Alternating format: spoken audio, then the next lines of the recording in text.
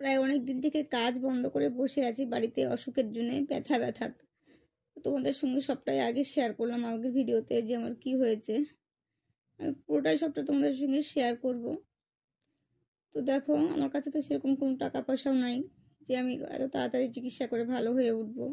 তো তোমরা চাইলে আমাকে সাহায্য করতে পারো। আমি কাউকে জোর করব না যে আমাকে সাহায্য করতেই হবে। আমি একটা নাম্বার অবশ্যই তোমাদের এখানে লিংক পাঠাবো, যে আমাকে তোমরা চাইলে যে যেরকম ইচ্ছা সাহায্য করতে পারো। সাহায্য না করতে চাইলে অবশ্যই ভগবানের কাছে প্রার্থনা করো আমি যেন খুব তাড়াতাড়ি সুস্থ হয়ে উঠি, কাজ করতে পারি, নিজের সংসার নিজে চালাতে পারি। আমার ছোট্ট একটা ছেলে আছে, তাকে যেন দেখাশোনা করতে পারি। ছেলেটার খুব পরিশ্রম হয়ে গেছে, ডাক্তারের কাছে পাঠাই, যা ওষুধ নিয়ে আয়, ব্যথার ওষুধ। এই মুহূর্তেও দেখো আমি ব্যথার ওষুধ নিয়ে বসে আছি, যে ব্যথাটাও করছে, অল্প করছে এখন, বেশি করলে ব্যথার ওষুধটা খাবো, কারণ বেশি করলে আমি সহ্য করতে পারছি না। আর আমি হাসপাতালে ভর্তি হয়ে থাকলে ওকে দেখার কেউ থাকে না। তাই আমি আমার পাশে একটু থাকো, আমাকে সাহায্য করো।